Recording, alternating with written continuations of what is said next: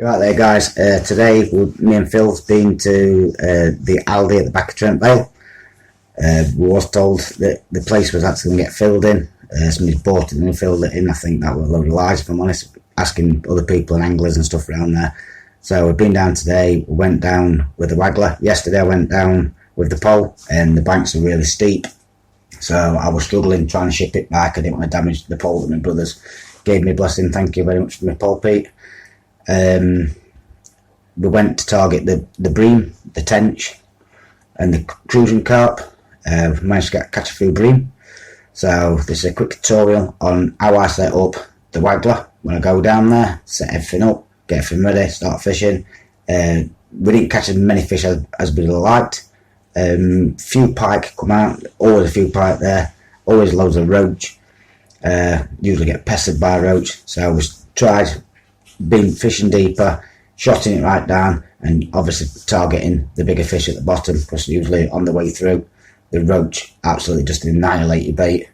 So that's what we did today. So this is a quick video showing you exactly what I did today. So hope you like, guys.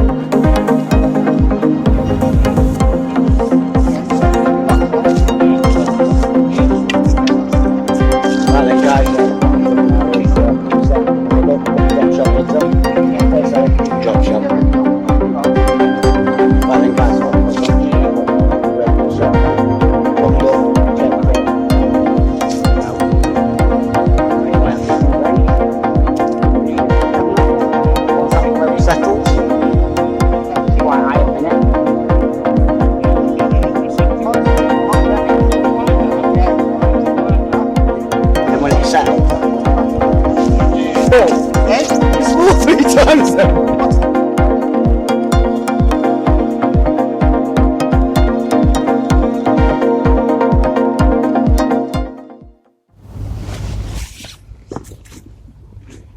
Right there, guys, you joined me today at the back of Trent Vale. We're near the Aldi. We've fished this before. Me and Phil couldn't fish it yesterday. I tried pole. Banks are really uneven and steep, so I'm not going to fish pole today. We're going to try Waggler. We're going to be targeting tench, cruising and bream. All the carp that's in here. Try and get them. We'll probably get odd roach. You always get roach here.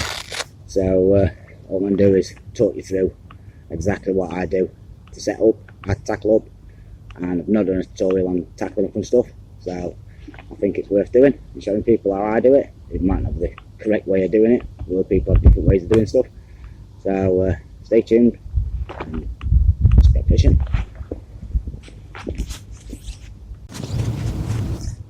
So I've made all my stuff on my tackle, everything I need, and what I'm doing is just getting everything ready. I've got everything to hand on the net. Screwed it in, put it to the side, I'm going to put the keep net in. I always put the keep net in first if I use a keep net. Gets a bit disturbance at water while I tackle up and get everything ready. So that's what I'm doing next. Doing the keep net. So that's it. Keep nets here. Got the GoPros and got all other stuff, bits and bobs that I've been with me. I'm waiting for Phil to turn up. So you see, keep net. Screw it in with your bank stick. I'm quite lucky I've got waders on, so I can wade out a little bit. So we'll screw it in.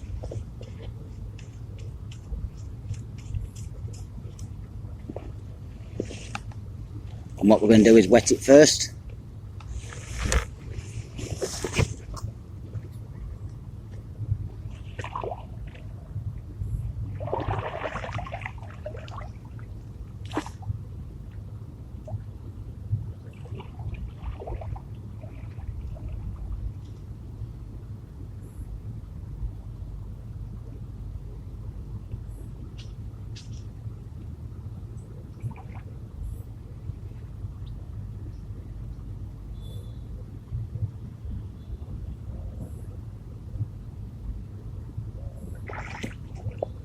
Now I personally use me keep net as an idle back. Some people don't do that, I do. I'll move the chair further down, get everything to hand and closer to the water. That's what I'm going to do. So what I'll do next is take you through what I do with me rod. I set rod up. I'm fishing Waggler today. Phil's will bring some maggots. I've got bread, got ground bait, a bit of sweet corn. So I'm fishing this area. So that's my disturbance done. That's done now. What I usually do is found a lot of pike, go for keep net in here, so I'm going to put the GoPro right at the end of my keep net and see if we can get a pike trying to attack my keep net. So we do it every time I come. I had a pike yesterday, so some people fishing over there. So let's carry on. As you can see, I've emptied my backpack. So I've got a cheap backpack from Aldi. So I've got all my stuff all in separate boxes for pole fishing or lure fishing, whatever I want to do. So I'll put the reel on the rod. Wind that in so I can show what I'm doing. So get your bail on, take it off. You can do it that way, or get your line, pass your line under your bail arm.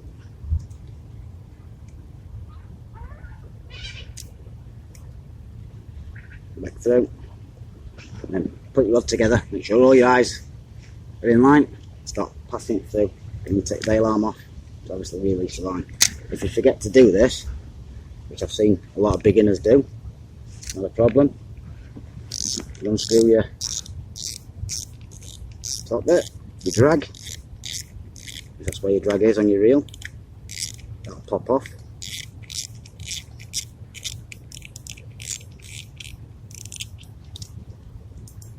Take the spool off, take the bail arm off, put it back on,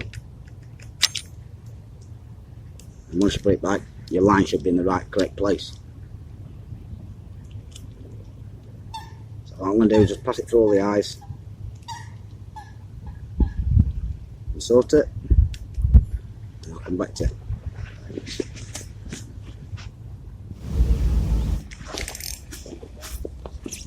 So what I've done is, for the benefit of the video, I pass it through all my eyes. Drags tightening up, I can do that.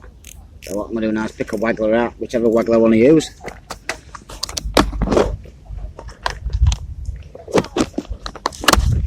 I've used this one before, so shots are still on it.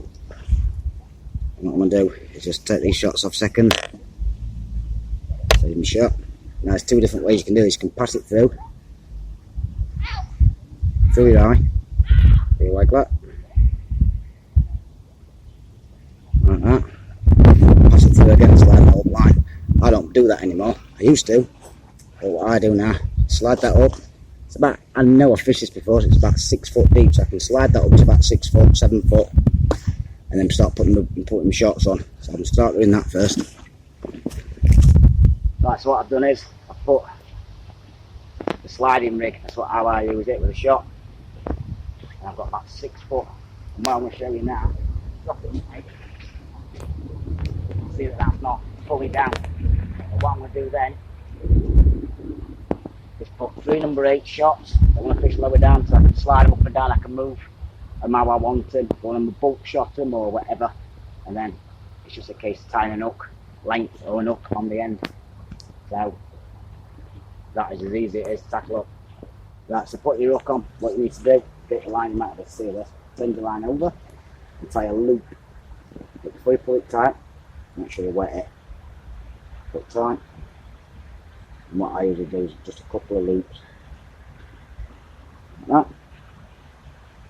Right off that bit. Tag end.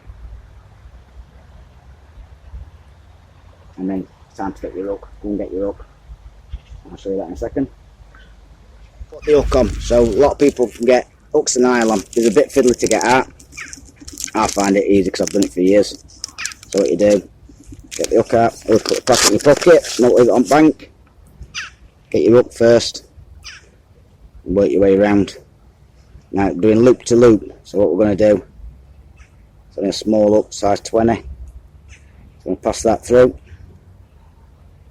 the loop, and then there's a loop on the hook length, so work your way down.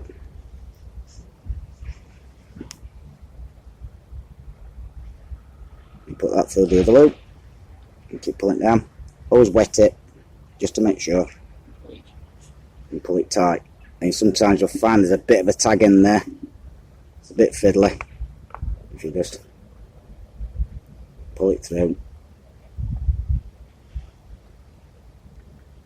take the tag end off, it'll sit like that, and then what I'm going to do now is put some 3 number 8 dropper shots on, to drop my float right down, so exactly how I want it, and obviously you can move the number 8 shots, they don't damage your line, that's why I use number 8. So, that's what I'm doing now, I'm plumbing up, so you get your plummet and you hook it through, as you can see. You get different depths of water, you'll see your float going under, if it goes under, you know you're not deep enough, you want to fish right at the bottom. That's just drop down, I can see that, it's about 3 inch off bottom. That's what I do usually. I've got a couple of casts, different places. Try and work out my depth. That's gone down again. I'm not going to fish right on bottom because I'm fishing yesterday, we know with some snags. And I want to try and bring them just off bottom, but that obviously might be a weed or whatever on bottom, so I don't want to get the bait buried in that. Set it all up, so what I'm going to do is cast it in.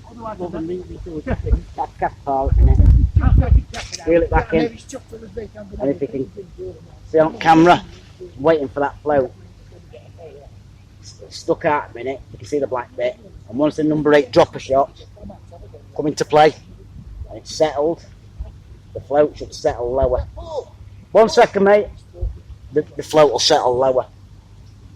That's perfect. If I want to put another one on and dot it down even more, I can put another number 8 drop shot on and dot it right down. So indication that bites are even better. So I'm all set up. Everything near me. All my cameras, all my stuff, everything's to hand. It's all right next to where I'm fishing.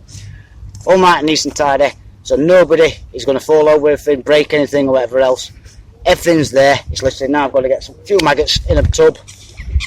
I've just put a bit of ground bait out, I've put a bit here, and I've put a bit there. 3 little balls. I've made my own ground bait. I make this all the time. Just waste bread and stuff, sweet corn, a bit of bird seed and other bits and bobs just to get them interested. You can go out and buy all these dynamite baits and everything else, but I'm just using this at the minute. I'm just trying to catch a few fish. This is stuff that we're going to get thrown away. There's bits of corn in there, frozen corn what I've had. Luncheon meat.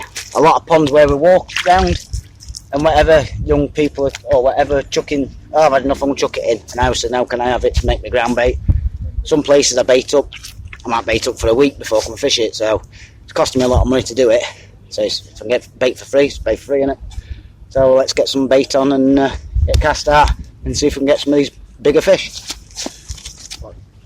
Double white maggot on. And what I want to do is show you the cast. Over where you're feeding. Bring it back into the swim, so I've baited. That's float should settle. A few maggots around it, and that's what I'm doing. That float will settle down.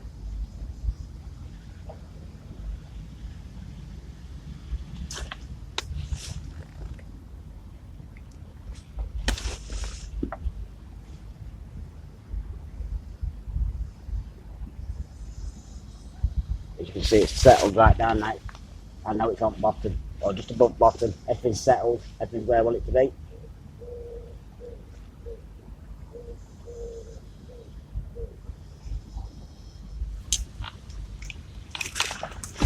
What I've done, I've baited 2 swims up, one down this side and one in front of me. I keep swapping. I have a couple of fish on this side. There you go, instead of bite, probably a roach. And drop.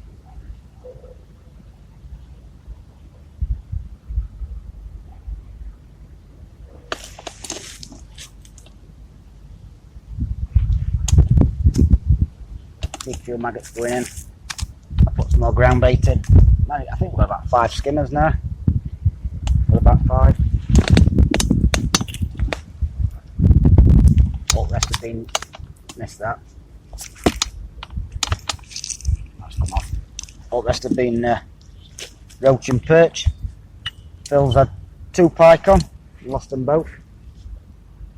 So I keep baiting both swims up. These moorings are a pain.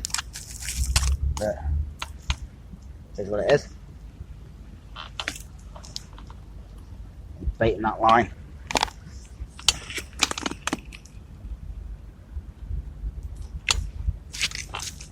Got a couple of skimmers from this peg, this side.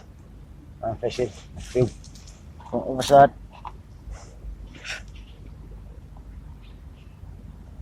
We're not single maggot in it. Wait, no, you just a bite on double maggot. Should really sink that line, but I'll wait a minute. It does. Plenty of roach as usual.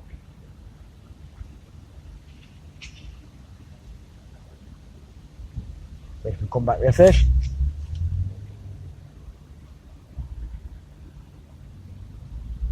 There you go. Oh, come on. That was a nice roach, Phil. No? That was beautiful roach, that. Yeah, so come on.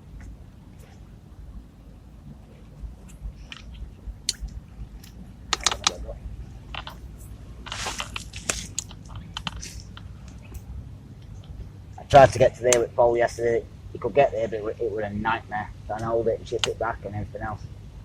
Off with Waggler. Got the Waggler.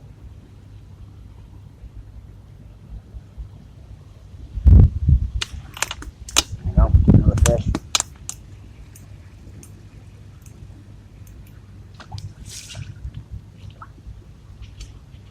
Another roach.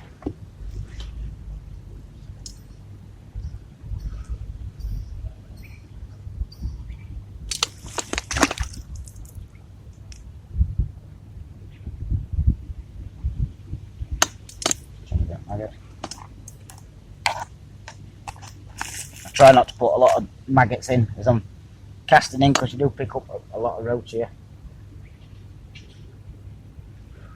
Like I said, we have to tension skimmers, but get an odd skimmer.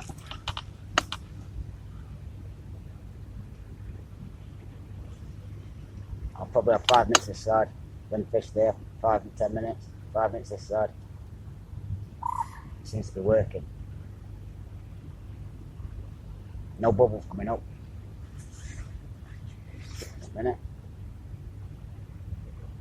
I've seen some carp cruising past.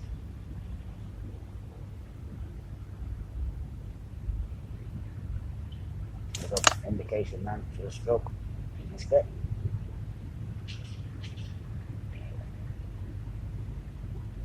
Be careful, some really just have a top it lilies. The line's just have a top it lilies, be careful here. More into fighting again.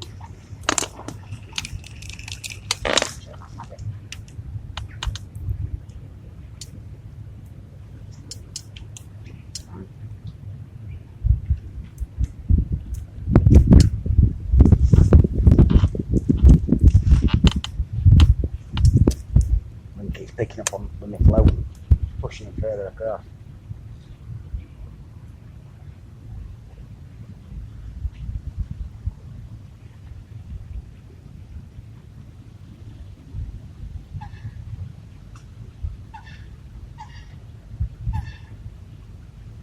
Plenty of fish in this pond, plenty of fish. You can see it rope taking bits of caster and stuff off top, off thrown in.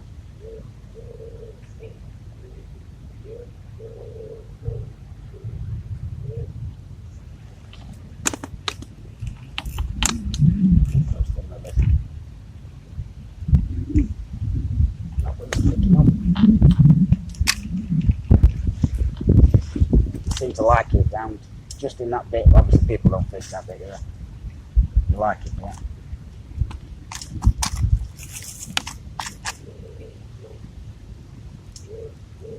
Every 5-10 minutes maggots in.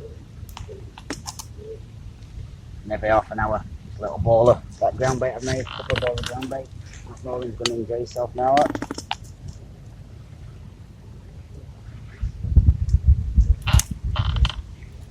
Have a peg that I'm fishing. There you go, little bolting on the bin. Alright, mate.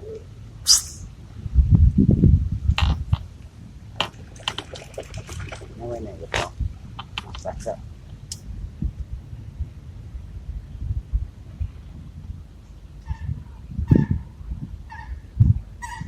Keep constantly watching over there for bubbles coming up for bream.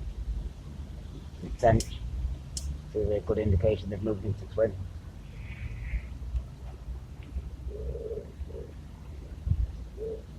No pike yet in this swim, but Phil's had a pike in his. He's had a couple of pike actually.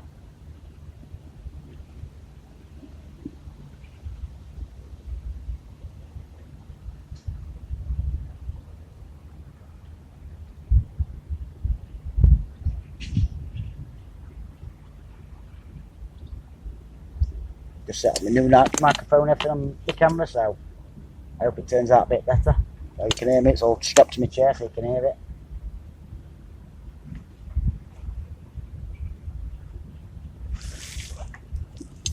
Me and Phil's just packing up at that place where we've been fishing today, and at moorhead I've untangled the moorhead, or coot, sorry, coot.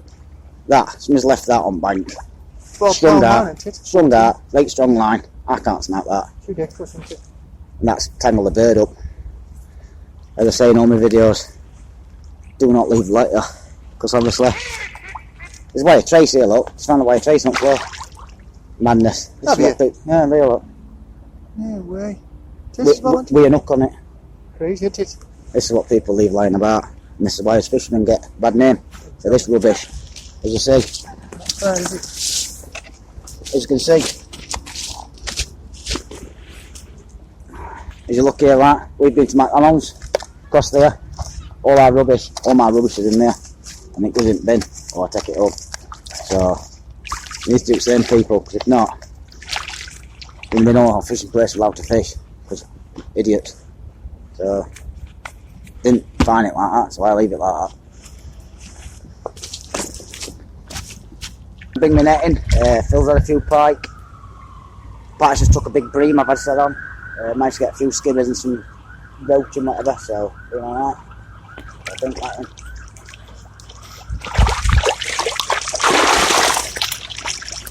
Quickly weigh them up. See what we've had.